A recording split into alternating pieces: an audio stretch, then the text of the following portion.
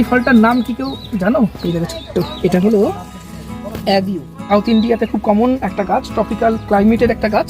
যে গাছটার জন্য আমি অ্যাকচুয়ালি বাগান করি সেটা হলো চন্দ্রমল্লিকা। এর আগের বছর রাগ করে তো চন্দ্রমল্লিকা করেইছিলাম না, কিন্তু শীতকালে খুব মন খারাপ করছিল, চন্দ্রমল্লিকা গাছ নেই ছাদে একটাও। আমাকে দেখে ওটা পালিয়ে যাচ্ছে।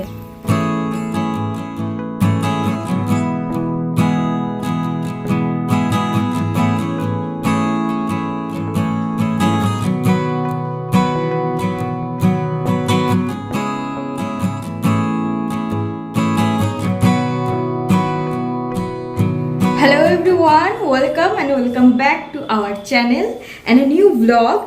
আজকে আমরা যাচ্ছি অনেকটাই দূরে, বর্ধমানের কোথায়? কালনা থেকে আরো 20 কিলোমিটার যেতে হয়। জায়গাটার নাম বৈচিগ্রাম।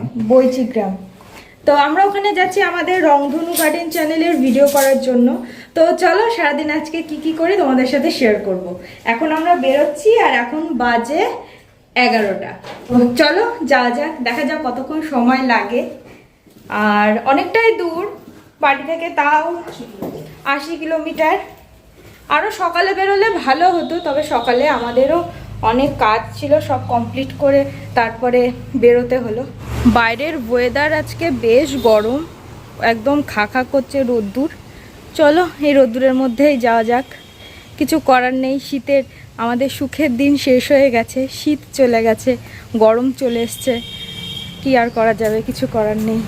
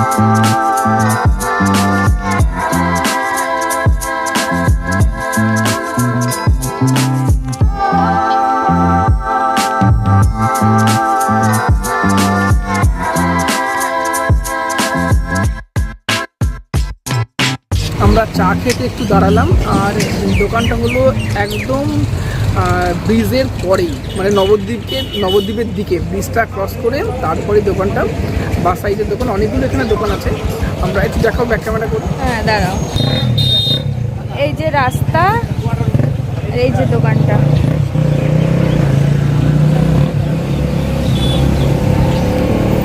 ওইদিকে আরো দোকান রয়েছে, এখানে সব ভালো লাগে আমার এই দোকানটায় চা খেতে আমার সবথেকে ভালো লাগে। হ্যাঁ, কারণ এখানে চায়ের মধ্যে শর্ট দেয়, তাই না? আমি যতবারই আসি নবদ্বীপে এই দোকানে দাঁড়িয়ে চা খাবোই। দিনই আমার সাথে অনেকবার এসছে এই সাইডে, পূর্বস্থলী যাই বা নবদ্বীপে আসলে এখানে আমরা দাঁড়িয়ে চা খাই। হ্যাঁ,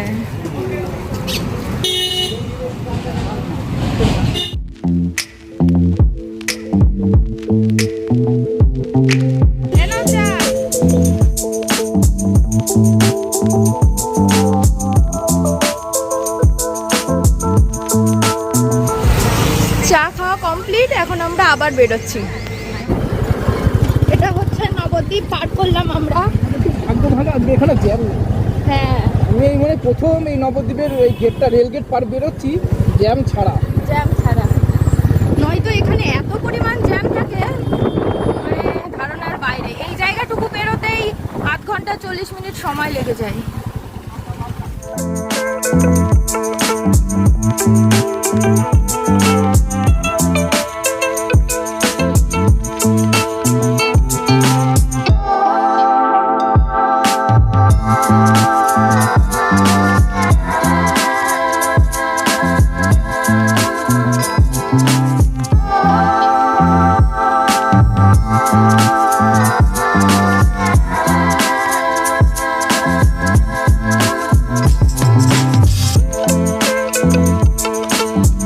Thank you.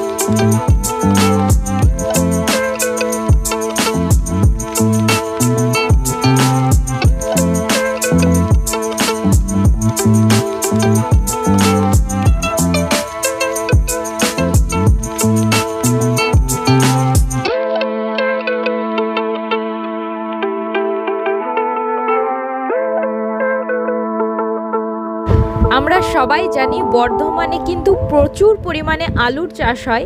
আর এখানে দেখো রাস্তার পাশে লরি ভর্তি ভর্তি আলু, এগুলো সব কোল্ড স্টোরেজে স্টোর করা হবে, এই জন্যই গাড়িগুলো সব ওয়েট করছে। এখানে মাইলকে মাইল আমরা প্রায় কিছু না হলেও 5-6 কিলোমিটার একভাবে রাস্তার পাশে এরকম লরি ভর্তি আলু পেয়েছি। তো যাই হোক, চলো এই রাস্তাটা এনজয় করতে করতে আমাদের গন্তব্যের দিকে যাওয়া যাক।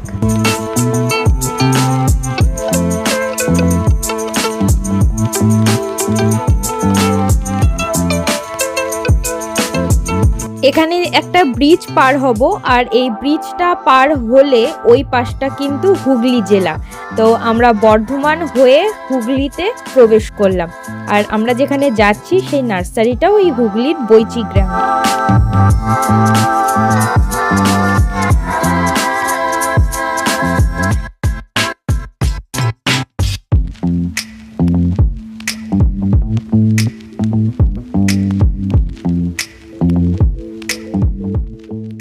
আমরা এই জাস্ট এসে পৌঁছলাম, আসো। আর এই জায়গাটা খুব সুন্দর, পিছনে একটা ছোট্ট পুকুর, পুকুরে হাঁস আছে, হ্যাঁ, আর হলো সামনে নার্সারি। আর তুমি ক্যামেরার সেটিংস কি করেছো? ভীষণ সুন্দর ব্লার হচ্ছে। ওই তো এটা ম্যাজিক, আচ্ছা বলা যাবে না। দাঁড়া, পেছনে একটু ব্যাক ক্যামেরা করে দেখাই, জায়গাটা খুবই সুন্দর।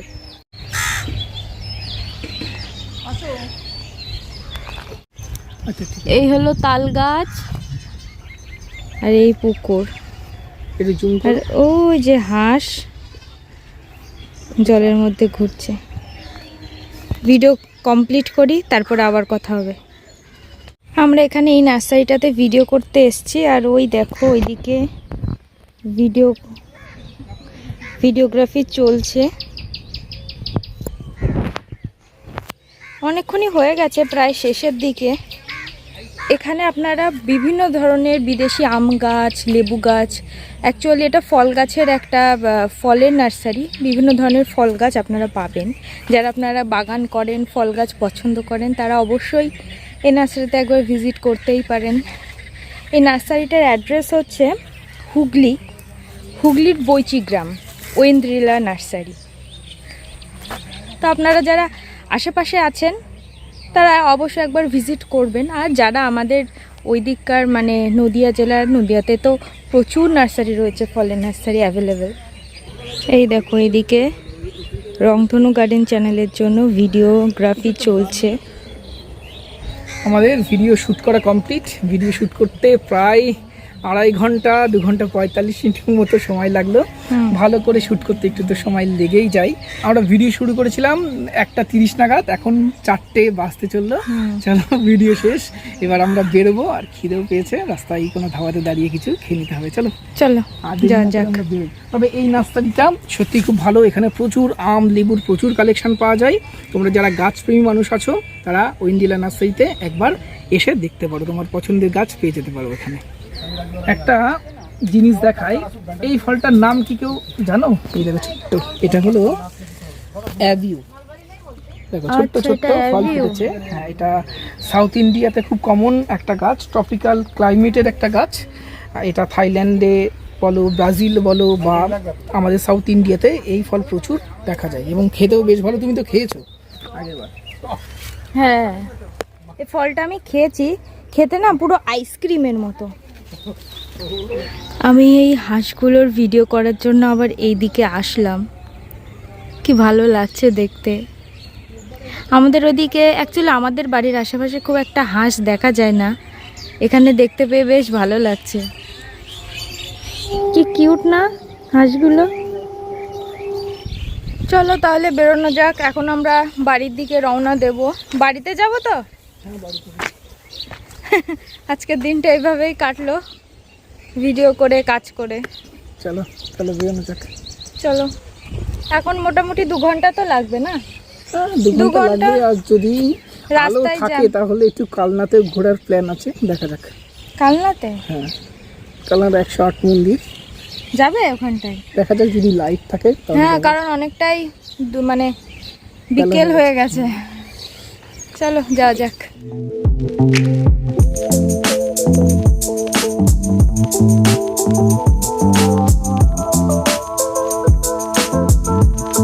5টা বাজে, আমরা এখন পূর্ব বর্ধমানের মধ্যে রয়েছি।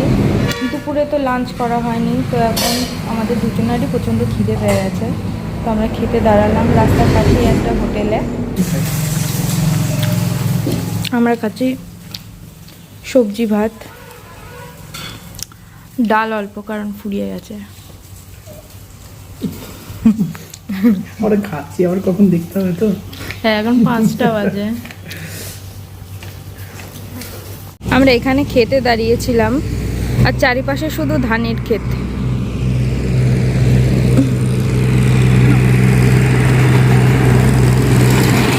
এখানে আসার সময় তো আমরা নবদ্বীপ হয়ে এসেছিলাম, কিন্তু যাওয়ার সময় আমরা গঙ্গা পার হয়ে মানে কালনার ঘাট পার হয়ে শান্তিপুর হয়ে বাড়ি ফিরবো।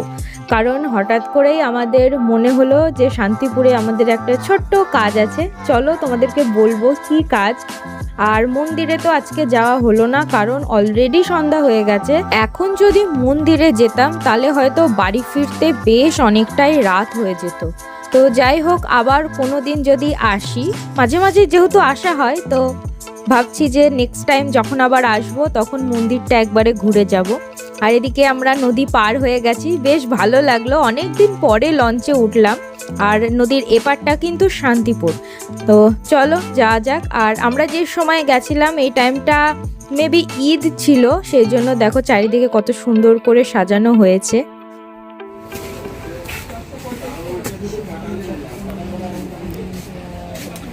শান্তিপুরে আসলাম এরপরে আবার। শান্তিপুরে যে গাছটার জন্য আমি অ্যাকচুয়ালি বাগান করি সেটা হলো চন্দ্রমল্লিকা। এর আগের বছর রাগ করে তো চন্দ্রমল্লিকা করেই ছিলাম না, কিন্তু শীতকালে খুব মন খারাপ করছিল, চন্দ্রমল্লিকা গাছ নেই ছাদে একটাও। এবছর থেকে আবার শুরু করছি কিছু কিছু ফুল গাছ করা। অল্প করবো, বাট অল্প কয়েকটা করে ফুল লাগাবো। আর একদম ঝাঁকড়া চন্দ্রমল্লিকা করতে হলে এখন থেকেই গাছ লাগানো শুরু করতে হবে, তাই না? একদম তাই, এখনই লাগিয়ে ফেলতে হবে। তাহলে কালনা মন্দিরে যাওয়া হলো না এই কারণে? কালনা মন্দিরে যাওয়া হলো না সত্যি এই কারণে, আর অনেক দেরি হয়ে গেছে, এখন 6:30 বাজে। হ্যাঁ, আমরা খেতে গিয়ে একটু টাইম গেল, তারপরে আমরা ভাবলাম ওই নৌকা ঘাটে গিয়ে অনেকটা সময় পেরোলো। হ্যাঁ, ঘাটে তো একটু সময় লেগেই যায়, কিছু করার নেই। সেগুলো তো পাচ্ছে এখন বিশাল ঘুম, সত্যি খুব ঘুম পাচ্ছে। আর ওই দুপুরে ভাত খেলাম, ভাত আমি বাইরে বেরোলে খুব একটা খেতে চাই না, রুটি খাই, ভাত খেলেই ঘুম পাই।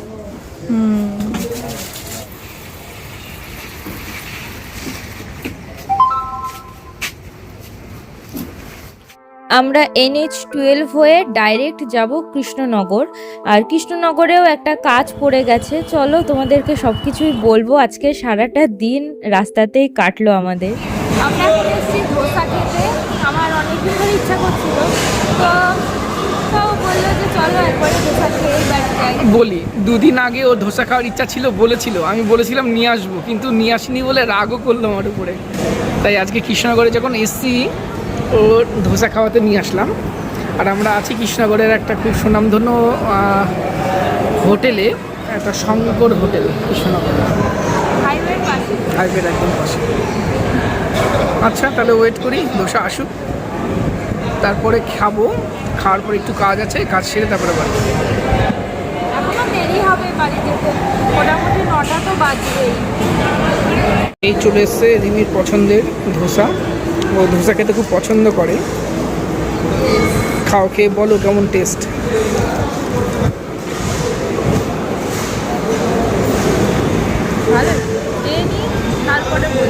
আমরা এখন রয়েছি কৃষ্ণনগর স্টেশনে। আর আমাদের এতক্ষণ ওয়েট করার কারণ হচ্ছে দিদি গেছে পরীক্ষা দিতে কলকাতায়, তো দিদিকে আনতে মানে ওকে নিতে আসতে হতো কৃষ্ণনগরেই। তো যেহেতু আমরা আসছিলামই, তো ভাবলাম একটু ওয়েট করে দিদিকে একবারে নিয়েই যাই। এখন বাজে 9টা, দিদির ট্রেন 9টার সময় ঢুকবে। এখন মনে হয় বিননগর ঢুকেছে, একটু আগেই ফোন করেছিল, বলল তো চলে আসবে আর মোটামুটি 15-20 মিনিটের মধ্যে পৌঁছে যাবে। তারপরে আমরা একসাথে বাড়িতে যাব। আর ওর একটা মিটিং চলছে, ওই জন্য ফোনে বিজি, অনলাইনে মিটিং হচ্ছে। এখনও বেশ অনেকক্ষণই দাঁড়িয়ে থাকতে হবে, প্রায় 15 মিনিট। কিছু করার নেই, আমরা যদি বাড়ি গিয়ে ও আবার আসতে যেত তো খুব কষ্ট হয়ে যেত, কারণ সারা দিন বাড়ির বাইরে, বাড়ি গিয়ে যদি একবার স্নান ফান করে বসা হতো তখন আর আসতে ইচ্ছা করতো না। আর আমাদের বাড়ি থেকে কৃষ্ণনগর স্টেশনটা অনেকটাই দূরে, মোটামুটি 12-13 কিলোমিটার তো হবেই। তো সেই জন্য আমরা একটু ওয়েট করে একবারেই বাড়ি যাব 3 জন একসাথে। এখন বাজে 9:07, ট্রেন এখনও ঢোকেনি। আপনার একটু ভিডিও নেওয়া উচিত, আপনার জন্য আমরা এতক্ষণ ধরে ওয়েট করছি। দুজনা ম্যাচিং ড্রেস পরেছেন। ও মাই গড। আরে তোর এই দিক দিয়ে যাবো না তো। এখন বাজে 9:30, 9:30 ঠিক না, 9:35। তা এখন আমরা বাড়িতে পৌঁছলাম। চলো, সে বেরিয়েছি 12:30টার সময়, আমার শরীর পেরে যাচ্ছে না, হ্যাঁ। তালা দিয়ে তারপরে যাই। চলো। চলো। আর আজকের ভিডিও আমরা এখানে শেষ করছি। আর এরকম ধরনের ভিডিও তোমাদের কেমন লাগছে কমেন্ট করে জানিও। আর ভিডিওটি ভালো লাগলে অবশ্যই একটু লাইক করো, আর নতুনভাবে চ্যানেলটা সাবস্ক্রাইব করে আমাদের সাথে থেকো। নতুন চ্যানেল, তোমাদের হেল্পের অনেক প্রয়োজন এই গ্রো করার জন্য। আগের চ্যানেলটা যেমন তোমরা অনেক ভালোবাসা দিয়েছো, তাই জন্য রংধনু গার্ডেন চ্যানেলটা আজকে 70,000 কাছাকাছি সাবস্ক্রাইবার হয়ে গেছে। এই চ্যানেলটাও একটু ভালোবাসা দিও, সবাই সাবস্ক্রাইব করো, পাশে থেকো, যাতে আমাদের এই চ্যানেলটা গ্রো করতে পারে। আশা করা যায় তোমাদেরও ভালো লাগবে এই চ্যানেলের সাথে থেকে। নমস্কার, টাটা, গুড নাইট। পরীক্ষার্থী।